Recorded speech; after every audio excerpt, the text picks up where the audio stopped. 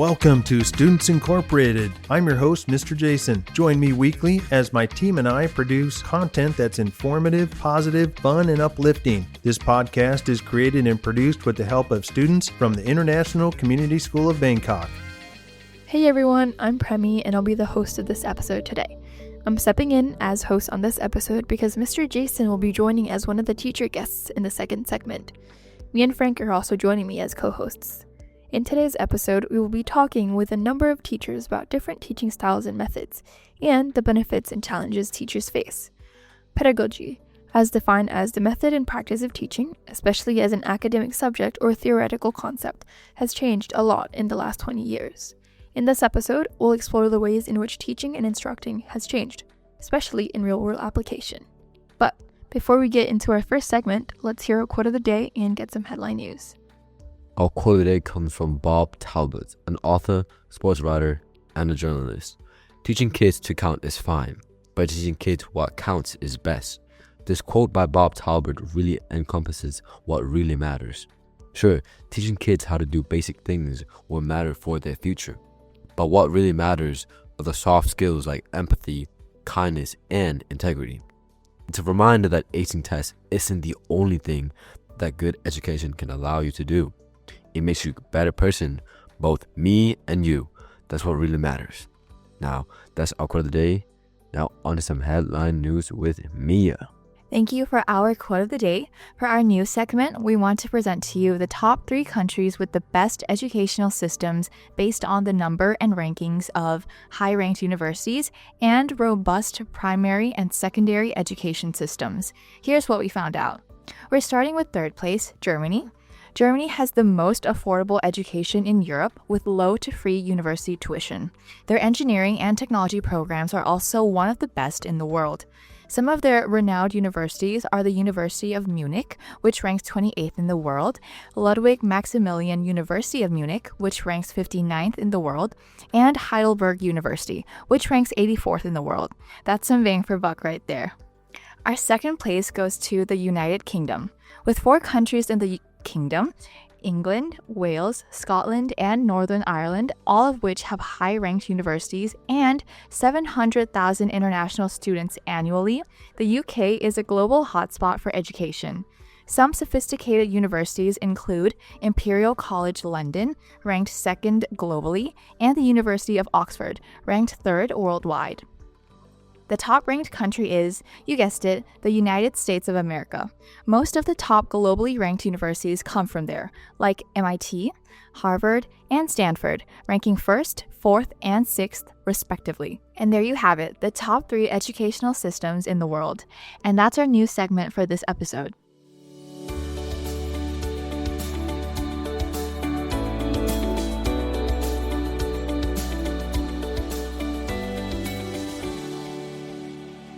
Thank you for the quote and the headline news. In this first segment, I'm joined by teachers Mr. Brian, Miss Mary Kate, and Mrs. Lynn as they share insights and advice specific to their teaching style and teaching experience. Thank you for joining us today, and let's jump right in. Miya, go ahead and get us started. Hi, so could you please introduce yourself and tell us what you teach here at ICS? Sure. My name is Mary Kate, and I teach grade 7 math. Hi, my name's Brian Hazlett, and I currently teach Algebra 1, and I used to teach grade 7 math, so it's fun having Miss Mary Kate here with us. Nice. All right, thank you both. And our next question is, could you describe to us how you got into teaching? Sure. I always knew I wanted to be a teacher. Yeah. And I studied special ed and math in college. And so my first 2 years here at ICS were actually teaching elementary life skills. And this is now my 2nd year in grade 7 math. Oh, nice. So, would it be like a dual degree? Yeah. Oh, that's so, nice. Yeah, I was certified K through 12 special ed Wow. and 6 through 12 math. Nice. Thank you, Miss Mary Kate. So shortly after I graduated from university, I was working at a bank, and I didn't really enjoy working at a bank. It was pretty boring and just dealing with numbers and money, and I didn't really feel like I was making a difference. And a friend of mine was working at a boarding school, and he was telling me how influential it was working with students. And so my wife, Mrs. Tina, and I, we moved to India, and we worked at a boarding school with grade 7 boys. Grade 7 boys. Yeah, it was pretty wild. Specific. Oh. Well, I wasn't just grade 7 boys. Oh, okay. We lived on the floor with the grade 7 boys, but it was an international school, Uh-huh. 7th grade all the way up to 12th grade. So Fun. after being in the dorms and all the energy that it brought, I thought, you know what? I really enjoy this. I enjoy working with students and seeing how it makes a difference. And so then I went back and got my master's in education. Oh, that's great. Thank you. And how would you describe your overall teaching style, and what would you say are some advantages and or disadvantages to your teaching style, would you say? Sure. So I actually asked my students today how they would describe my teaching style to kind of, guide my answer here. So some student fun answers. They said calm, fun, but under control. Nice. That it relies on students / goes with student needs. They told me I fit in. You know how to make a student not hate your class. Oh, And chill guy. So those were grade 7 answers. I would say in summary, my goal for each class or for each lesson is to make it engaging and somehow tie some sort of activity or game to whatever we are learning. So connecting some sort of activity with the lesson for that day. And like they said, goes with student needs or relies on students. I would say more so being flexible. That's flexible. true, yeah. What students need. If we need to spend more than one day on a lesson, going with what students need. I try to make that a focus of my teaching style. Pros are, it's fun. I really enjoy. I mean, I love my job and I love teaching grade 7 math.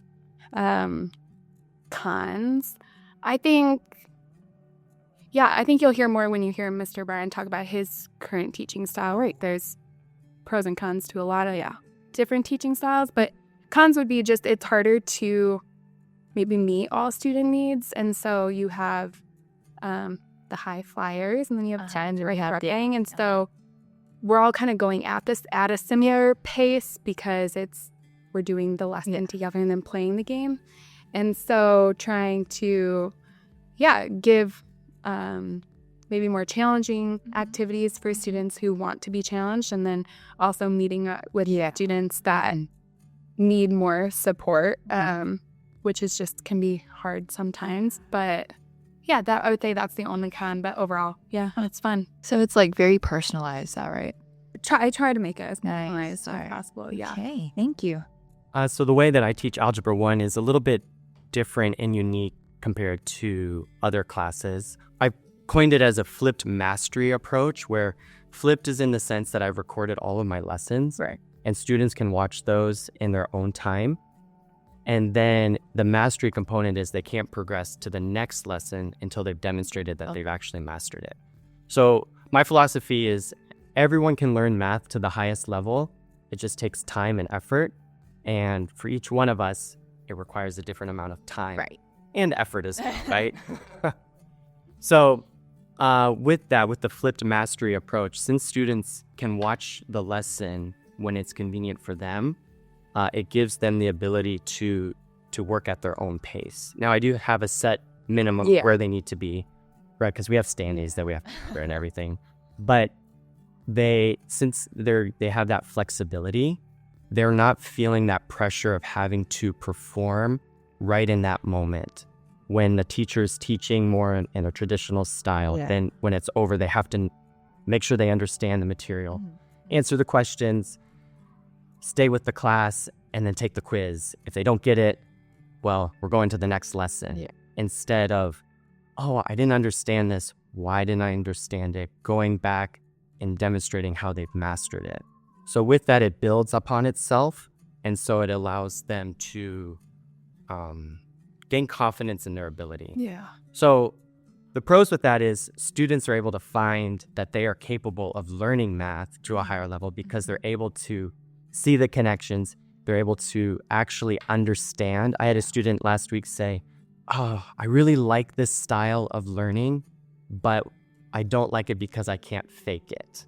Before I used to be able to fake it, and then we would just move on. It's so you make. Now I actually have to understand it, but it's better that way. Right, for sure. So that's a pro. A con is we kind of miss out on like the classroom activities and energy that brings because everyone's focused on each lesson that they're on and we're all at different levels. So it does lose that classroom dynamic and culture. It's just a different setting. Yeah. But I try to create I believe as an educator, I'm not the gatekeeper to the knowledge. I'm trying to create an environment that they can learn. Yeah. And so I try to make it like very calm Yeah. setting where they can learn the material. All right. Do you think that it like balances it out though? I definitely think Yeah. it balances it out. I think the students, especially the students that are taking Algebra 1 in 9th grade, Yeah. they typically don't love math as much and they don't have the confidence. Yeah. And when they realize that they can actually do it, they feel confident and realize and believe in themselves like, oh, I actually can do this. So I think there's huge benefits with it. All right. Awesome. Thank you. You're welcome. All right. And what are some of the most engaging activities or projects or assignments in your class that you think makes it unique? Well, once again, I asked students to kind of tell me what they found the most engaging. And the number one thing that I think students really love is it actually has nothing to do with math, but it's how we start class. And it's always with some sort of check-in that has nothing to do with math. And they really enjoy that. And just starting the class, kind of easing into math. And so, whether it's pictures on the board for them to choose how they're feeling or a random question of the day or just sharing good things happening in our lives. And I think it creates more buy-in from students, allows students to, I don't know. I remember when I was in school and as soon as the bell rang and it was like, all right, here we go, pull out your notebooks, it's time to get started. And it just, I really struggled with that. I loved classes where I could just kind of ease into what we were doing. Yeah. So that's something students really love. But when it comes to actual math content, projects that students love, and I have to give a lot of credit to Mr. Brian for inheriting some of these projects that students really enjoy. Projects that we just did one right before Christmas, Barbie Bungee. Oh, I love that. So they had to do the math beforehand and then estimate how many rubber bands to keep Barbie safe from bungee jumping off the second floor. And one class kept Barbie very safe. The other class, Barbie struggled. She stayed intact, but she may have a concussion. But yeah, they love that kind of stuff. Other activities and games, Trashketball we play. What's that? It's very, very simple.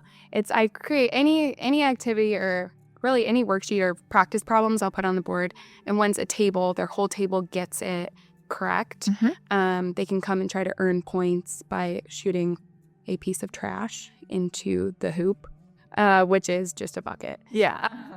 But then they're earning points really just for the basketball. But they have to get the answer correct in order to shoot. And so I give them opportunity of trying. So it's less about whether or not you got it correct. No points for who finishes first, but just kind of fun. So they really enjoy that. And whodunit. It's kind of like a murder mystery kind of activity. And I can't take credit for this either. I've found this resource online. But the thing I have changed is changing the suspects to different teachers or sometimes students in the class. So they're still doing math, but they get very into who committed the murder or the crime. And sometimes the murder, the crime is something ridiculent, like I don't even have an example, but just changing those to be more fun and relatable, people they know, or different things like that. All right. So, thank you. So a little bit about the flipped mastery. What makes it unique is the fact that students can work at their own pace. Right. And with that, I get a lot of student buy-in with that because they begin to take ownership in their learning. Yeah. But before in the traditional style, I always felt like I was pulling students along. And it was really exhausting. And I felt like a lot of times I cared more than they actually cared. And now I feel like I don't have to pull them along anymore. I've showed them the way that they have to go, and they're walking, and I get to walk alongside them. And if they struggle, I can encourage them and help them where they're at, but I don't feel that exhaustion of like constantly pushing them. And so there's a lot of buy-in from them because they realize, oh, the teacher's not holding me back. I know where I need to go. This is what I need to do. And I have students that I would not have believed that they would be where they're at now in 9th grade, coming in after school on their own time without me telling them they need to come in or telling them that they need to work in class. They come into class and they just start working. And I mean, I won't use their names, but there's a couple of shout outs that I'm just like so proud of them because they're taking the ownership of their learning. And it's unique because they realize, oh, I can actually do this, and no one's holding them back, and they have that path that's guided for them. So it's really fun. That's nice. I didn't take Algebra 1. I went to Algebra 2. I should not have done that. I was struggling a lot in Algebra 2. Anyways, our last question is, what advice would you give to teachers or even students about teaching and learning? I mean, I'm thinking back when I was in high school. I wasn't a very good student back in high school. I actually did not enjoy school. And I think a big reason was because I felt like it was a lot of hoop jumping and just like checking boxes off. And the advice that I would give to people is to enjoy learning, be curious. And I know that sometimes it's kind of hard, like, oh, we have to learn, we have to study, we have to take these tests. And there are tasks that we just have to complete. Right. And I think a lot of times in school we miss that because there are standards that we have to meet. Yeah. But if we can, as individuals, try to be curious and ask questions, that's the advice that I would like to give to myself. I wish I could have given that to myself when I was in 9th grade because I definitely was not the best student because I was just trying to check the boxes off instead of actually like wanting to learn. And so, that's the advice I give people. Thank you, Mr. Brian. I would say advice that I would give. This actually came up yesterday talking with students in advisory. We have sharing circles in middle school. That's cute. And one of the questions was what makes a good teacher. And I was really surprised by some of their answers, but the overall theme that students were saying was good teachers care more about students than content. Yeah. And I was kind of shocked to hear 7th graders saying that, and especially 7th graders that care really deeply about academics and content in general. And so for them to take note of that about teachers, and that's for them what makes a good teacher, not how knowledgeable their teacher is, was just a good reminder for me, and I think a good reminder for all teachers, that students can tell when we care more about them and they can individuals than they can about their grade and about the content that we're teaching. Yeah, for sure. It's more than just math. Yeah, a student can tell for sure. We're a lot more observant than you guys think we are. You sure are. All right, thank you, Mr. Brian and Miss Mary Kate. Such great, insightful advice. Thank you so much, everyone. And that ends our first segment. We'll be joining several more teachers in our second segment to continue this conversation right after a short PSA. Stay tuned, as we'll be right back. 1, 2, 3, 4. For today's PSA, we will be talking about Valentine's Day. As Valentine's Day approaches, remember, it's not just about romantic love, it's a great opportunity to spread kindness and appreciation to everyone around you. Whether you're celebrating with friends, family, or just taking a moment for yourself, small gestures of kindness can make a big difference. Keep things fun and stress-free by being thoughtful, respectful, and inclusive. Remember, not everyone may want to celebrate in the same way, and that's totally okay. Let's make this Valentine's Day about spreading positivity and showing care for all those who matter to us. And we are back with our second part. We're joined by our first special teacher guest, Mrs. Debbie, followed by Mrs. Premmy and our very own Mr. Jason. In this segment, we will feature a special focus on the style and application of project-based learning, also known as PBL. Let's dive right in. Miya will get us started. All right, could you please introduce yourself and tell us what you teach here? I'm Miss Debbie, and I teach APES, which is environmental study, forensic science, and chemistry. All right, thank you, Ms. Debbie. Could you tell us about project-based learning, or PBL, and how do you incorporate PBL into your teaching, Ms. Debbie? Okay, project-based learning is real-life examples, trying to incorporate that into your teaching. Things that would happen in everyday settings and stuff. You can actually use real life, or you can make up different things. But it's having the kids engage in projects, because as studies are going on, we're learning that most kids don't learn just by reading. They learn by doing. And especially like ADHD and stuff, it makes more sense to be engaged. And in the APES, AP environmental class, it helps a lot when you use project-based learning to do something, and it makes you understand the concept more. All right, thank you. And what are some of the major benefits that you've seen from using PBL? Well, in life, when you graduate or go to college, you're going to be working, you're going to be collaborating with other people. You're never going to, unless you're in a lab and you're all by yourself. And so it really teaches the kids how to get along, but it also teaches management strategy, project management. You find out who's a leader and who's not, who can lead their group. And especially kids who are lazy or don't want to do stuff in the other group, telling the leaders, you have to help this person, give them something to do so they can be part of that group. And so you start seeing how kids actually work together and they buy into the project. And it's much better when you see that. And then they're learning too. They might not be as good as the high level kids, but they're learning a lot and they're taking something away and understanding. And so it teaches a lot of what you have in real life, which is collaboration among people. Yeah. All right. Thank you. I agree. And now, like on the topic of like inside the classroom, like how do you assess the individual contributions of each student?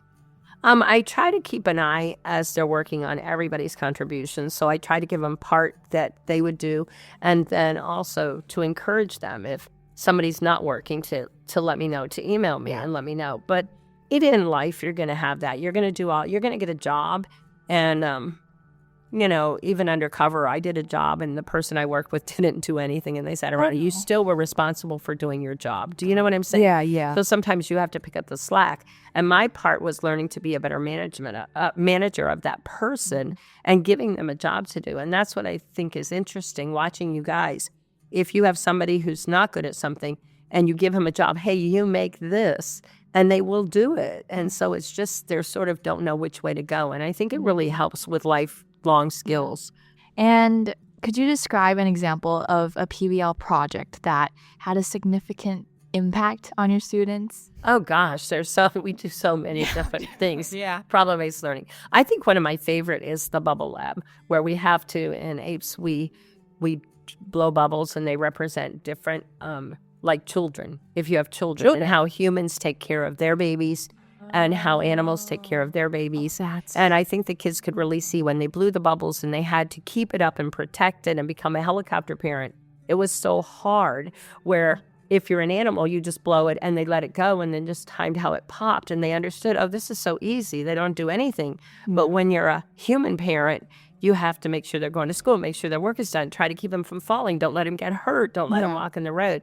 And I think it really impacts their thinking of, okay, even though it's a bubble, how is this going to affect when I have kids? And it's really, eye-opening to see them.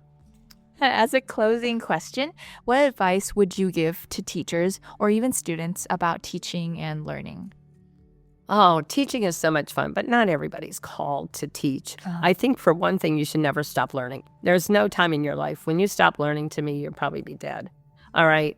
You can always learn something. It doesn't have to be an academic subject. Learn to crochet, learn to do something that appeals to you. But I think, I don't know. I just think problem-based learning is so much fun to actually see you guys work in and understand it and grasp the concept and take it to heart and make it yours. And I don't know, I guess my advice to anybody is live your best life. God put you here for a reason, and he wants to see you live that to the fullest. What is your destiny? And sort of find that and do it. Because when you get to be my age, you don't want to look back and say, oh, I did something for 50 years. that I hated, but I made a lot of money.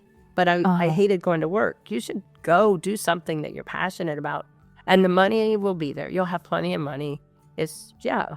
So live your dream. Amazing. Thank you so much, Miss Debbie. Thank you so much for joining us today, Mrs. Debbie. Now, coming up, we're excited to welcome Mrs. Cammy and our very own Mr. Jason to share their insights about project-based learning. Miya will get us started again. Hi, could you please introduce yourself and tell us what you teach here at ICS? Sure. I'm Cami Lattice, and I teach upper school art, so some of the 8th grade classes and then some of the 9th to 12th grade classes. Hey, I'm Mr. Jason, and it's fun to be on the other side of the microphone this time as a guest.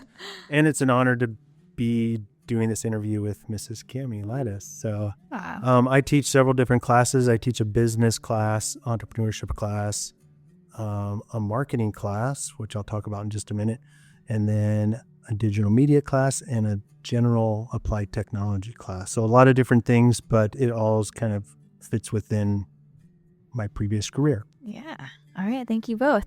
Now, could you tell us about project-based learning and how do you incorporate PBL into your teaching?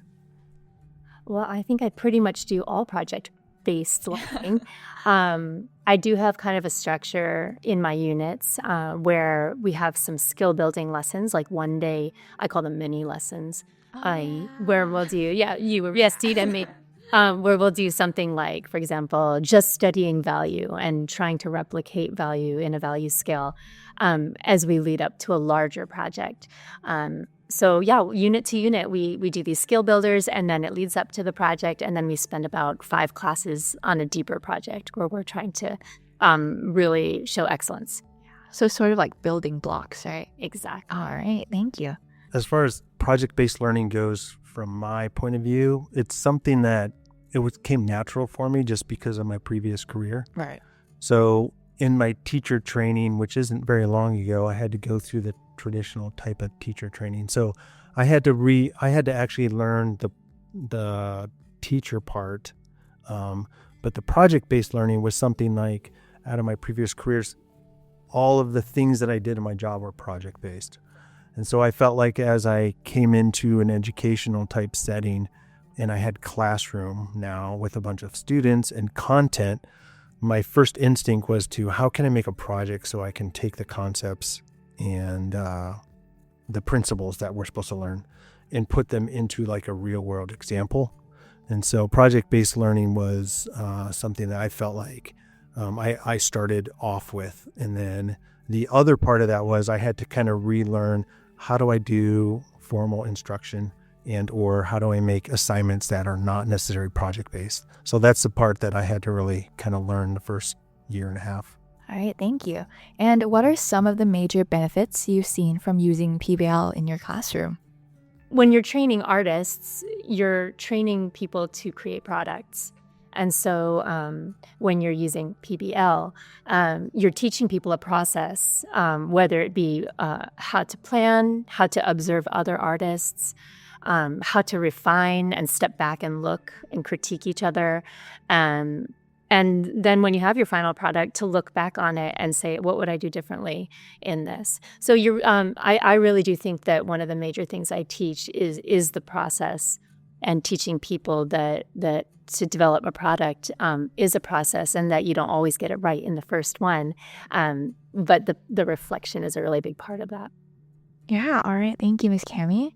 Yeah, I really like that. The process is so important because a lot of times we want the end results, but we don't necessarily want to go through that process or actually know how to go through the process to get the end results. Yeah.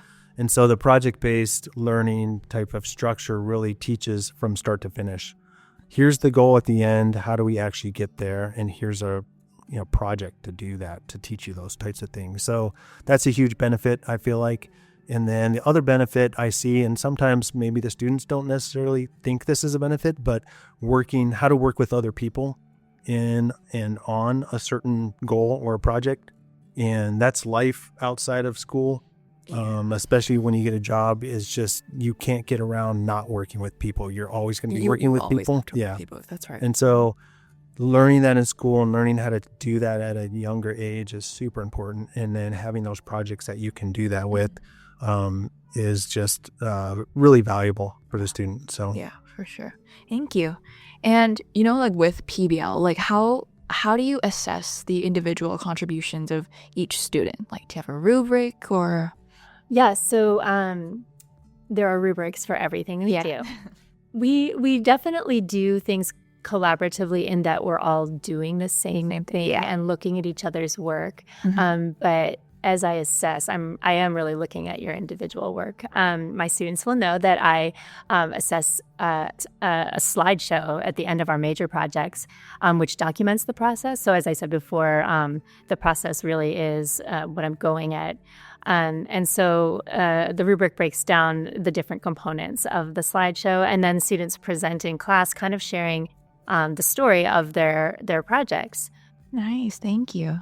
the idea of assessment can be hard depending on, I guess, the type of project.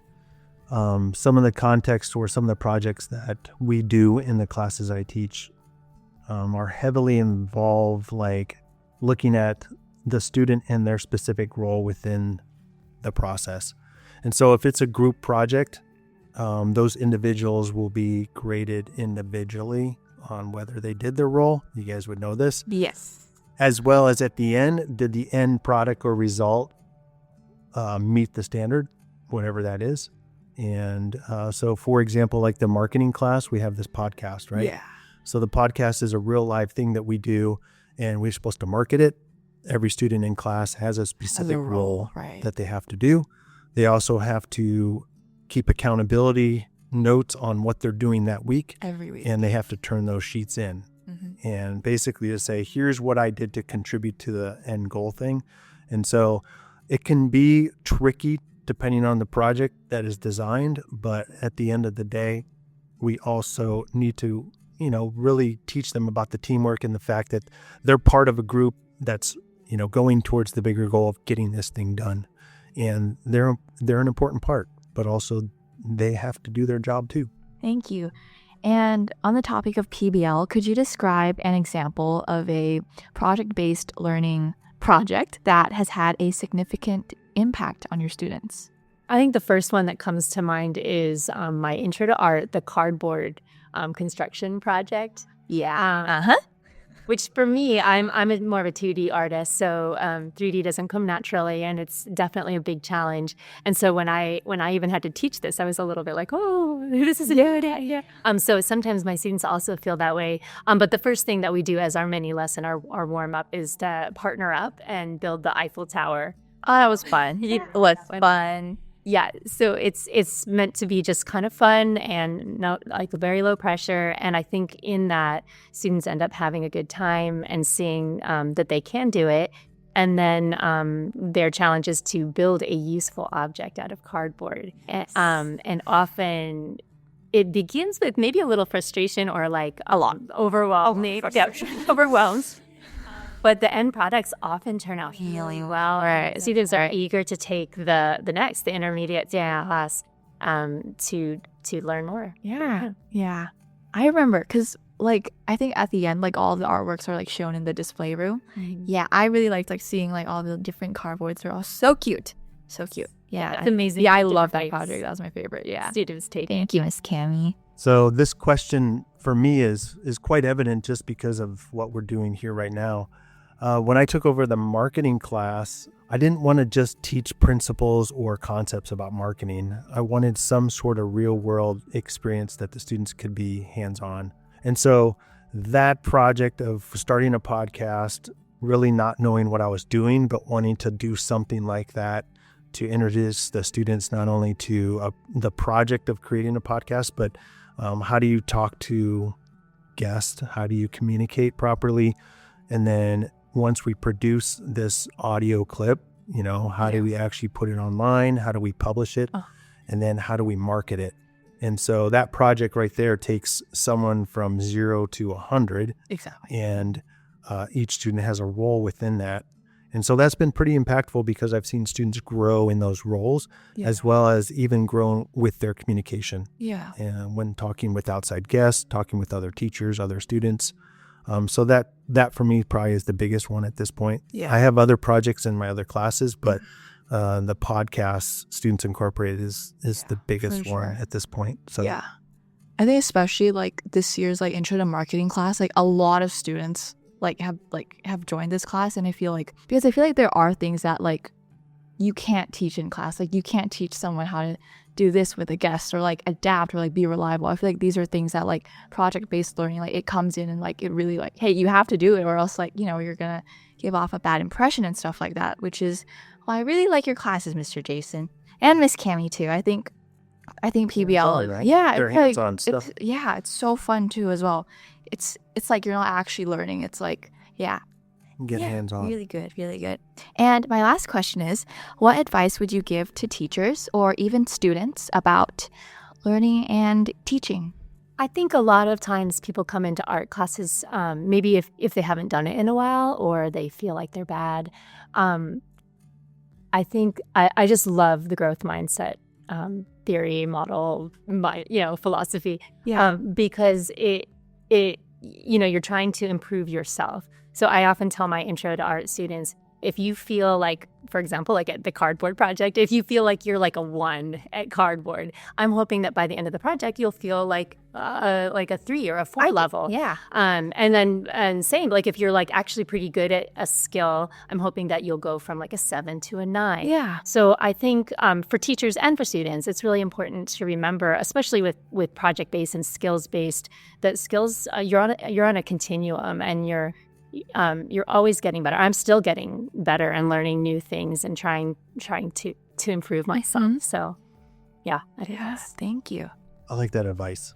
If you're here, just make a goal of moving a little bit, right? I would say advice probably would be you will get out of the thing that you're working on what you put in. So if you're going to put 10% in, you're probably only going to get 10% out, right? Yeah. And so my advice to learners, which would be like students, even teachers, would be what you put into something is probably what you're going to get out of it. Also, the other cool thing about students and teachers is students can be teachers too. And so it's not just this teacher in a classroom trying to instruct or teach new concepts, Right. but the students actually can teach each other. And I think that's why PBLs are so good, is because through that whole project process, the students are actually helping to train and mentor each other. And a lot of times they don't even really know it. And so from a teacher standpoint, we're like, this is really cool to watch. And the teachers actually can learn new things off students too, which is fun. And that's super rewarding. Yeah.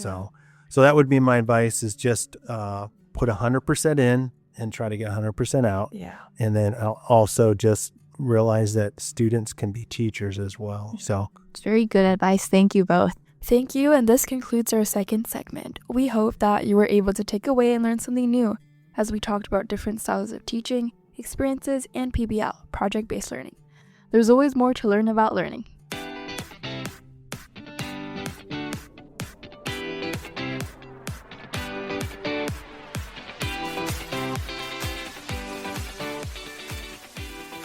Stay tuned for our next episode, as we'll be exploring social media marketing with a local industry leader. You don't want to miss out on this one. And as always, this podcast would not be possible without the hard work and support of our international student production team. All music and sound effects are courtesy of Pixabay.com, a vibrant community of creatives, sharing copyright-free images, videos, and music. And we are signing off until next time. We are Students Incorporated, because your voice matters.